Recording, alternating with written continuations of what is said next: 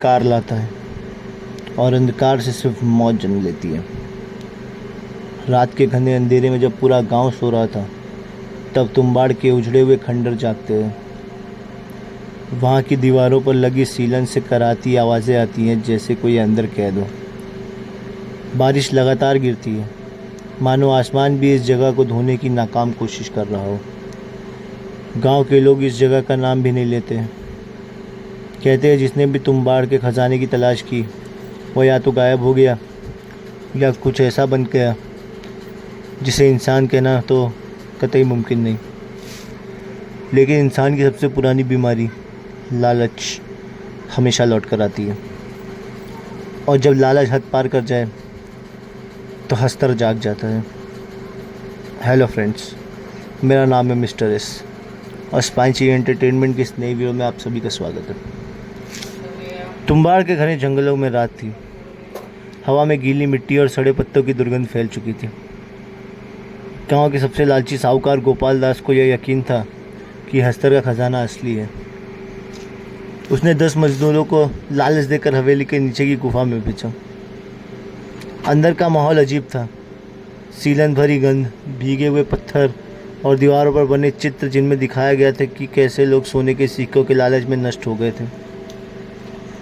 गोपाल ने हंसते हुए कहा कि ये सब बस डराने के लिए है।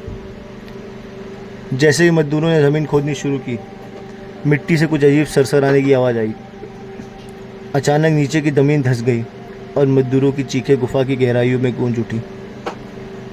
अंधेरे से एक हलचल हुई, लाल आंखें चमकी। अब हस्तर उठ चुका था। उसका शरीर अब और विकृत था। एक हड्डियों का ढांचा, लेकिन उसकी त्वचा पर गलता हुआ मांस लटक रहा था। उसकी उंगलियां लंबी और सड़ी हुई थी, जिनसे कीड़े टपक रहे थे। जैसे ही गोपाल ने भागने की कोशिश की, हस्तर के पीछे से और भी भूतिया आकृतियां उभरी और आवाज़ आई, तूने लालच किया। अगले ही पल हस्तर और उसकी विकृत परछाइयों ने उन पर झपट्टा मारा। गोपाल चीखा, लेकिन उसकी चीख मिट्टी के अंदर दब गई। विनायक राव, जिसने हस्तर के सोने को पाने की तरकीब निकाल ली थी, एक रात फिर गुफा में उतरा। उसने हस्तर को आटे की गुड़िया दी और सोने के सिक्के बटोरने लगा। लेकिन आज वह पहले से ज़्यादा लालची था। उसने तय किया था कि वह और सिक्के लेगा और इस बार हस्तर पर पूरा ध्यान नहीं देगा। तभी गुफा की छत से सैकड़ों आंखें चमक उठी।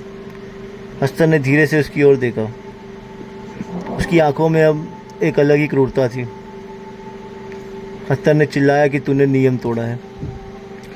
गुफा की दीवारों में से लंबी हड्डियों से भरी भुजाएं निकली। वे सड़ी हुई थी, लेकिन उनमें ताकत थी। वे हवा में हिलने लगी और विनायक की ओर बढ़ी। विनायक ने भागने की नाकाम कोशिश की, लेकिन उसका शरीर अचानक भारी लगने लगा। उसकी चमड़ी पर कुछ सरकने लगा।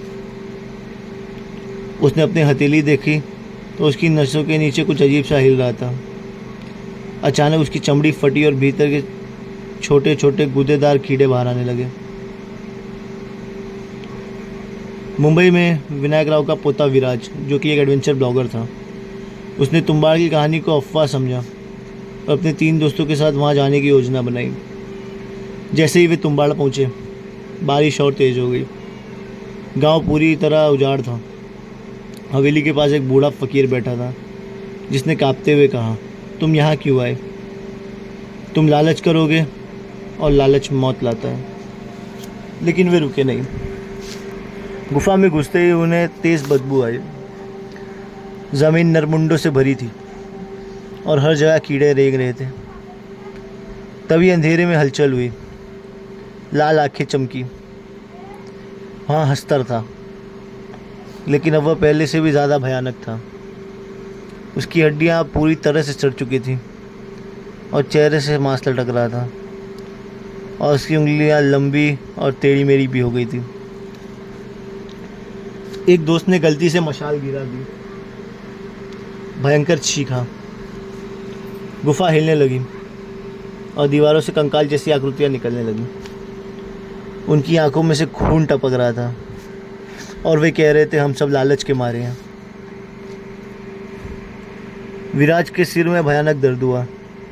उसे लगा कि उसकी त्वचा के नीचे कुछ सरक रहा है।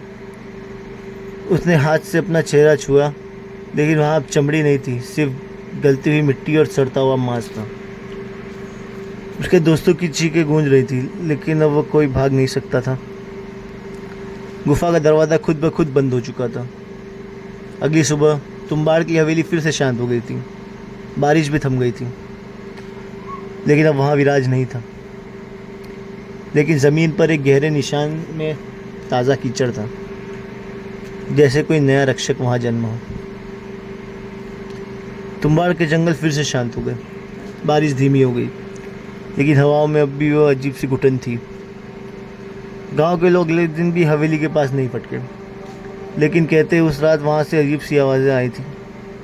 चीखें, किसी के घटिया जगह जाने की आवाज़, और फिर सब कुछ सन्नाटे में बदल गया। कहानी खत्म हुई, या शायद ये बस एक शुरुआत थी, क्योंकि लालच कभी नहीं मरता, और जहाँ लालच जिंदा है वहाँ हस्तर भी जिंदा है। तुम्बाड़ में लालच की कीमत सिर्फ मौत है। और तुमने लालच किया तो तुम भी मिट्टी का हिस्सा बन जाओगे। अब वक्त है आप सबसे विदा लेने का। मिलते हैं आप सबसे स्पांची एंटरटेनमेंट की अगली वीडियो में। तब तक के लिए धन्यवाद।